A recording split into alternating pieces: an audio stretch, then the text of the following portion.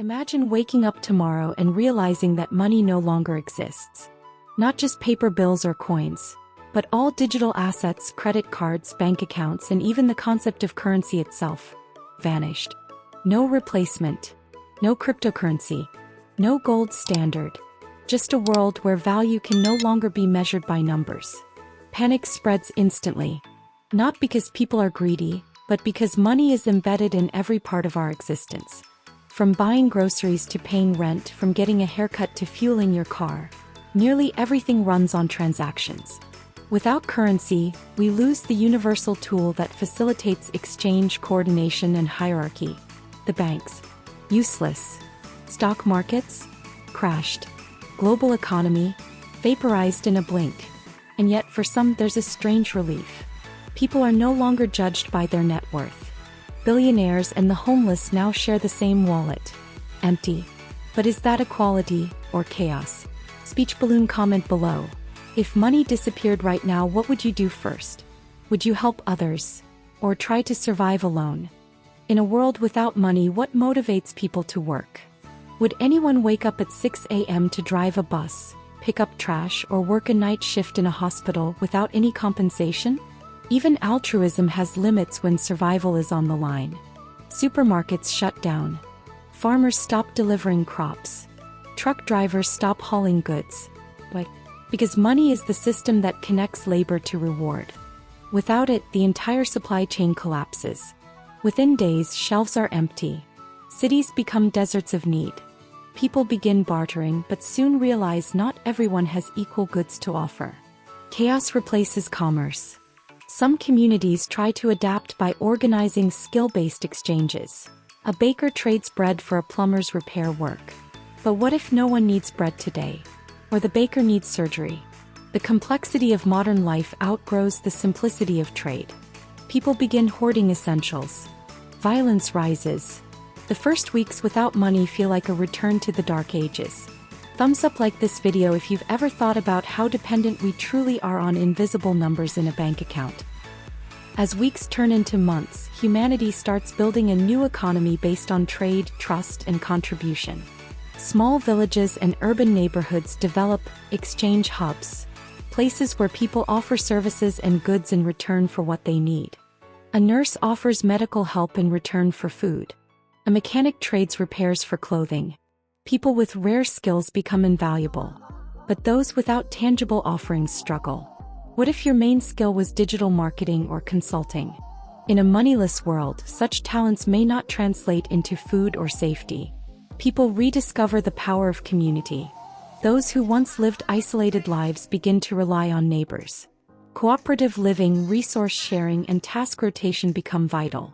Children learn faster than adults, adapting to a world where empathy and collaboration replace profit and competition. Still, conflict brews. Some people hoard resources or demand more than they give. Without currency, how do you assign value? Is a loaf of bread worth an hour of teaching? Is childcare equal to construction work? This is the new problem. Value becomes subjective. And society must now negotiate fairness without a dollar to guide it. In a world without money, how do we maintain progress and innovation?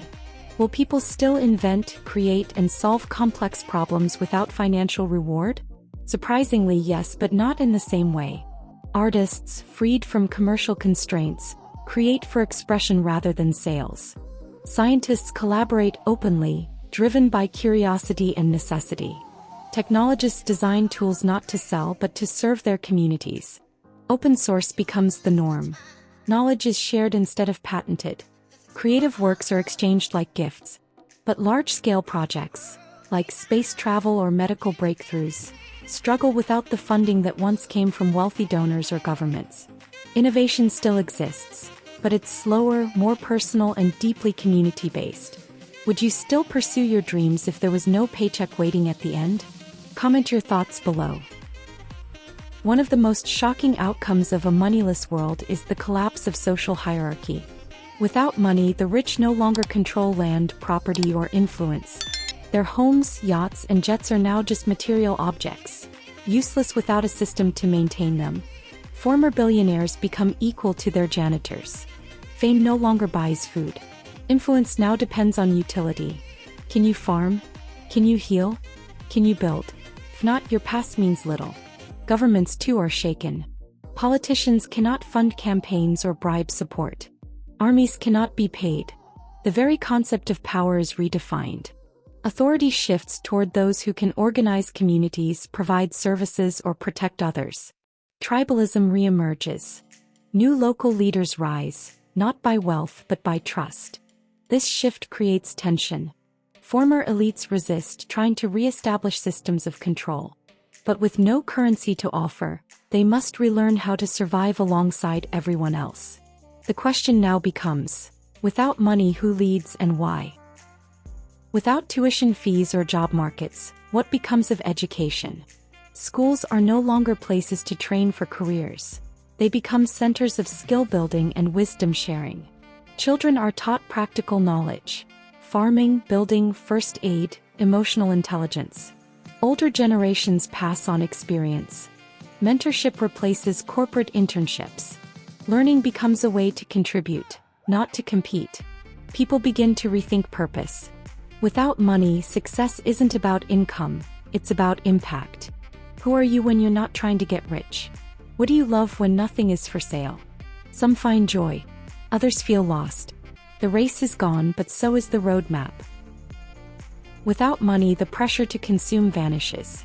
There are no advertisements, no brands, no endless cycle of buying and upgrading. People repair instead of replace. They value durability over trends. The environment begins to heal.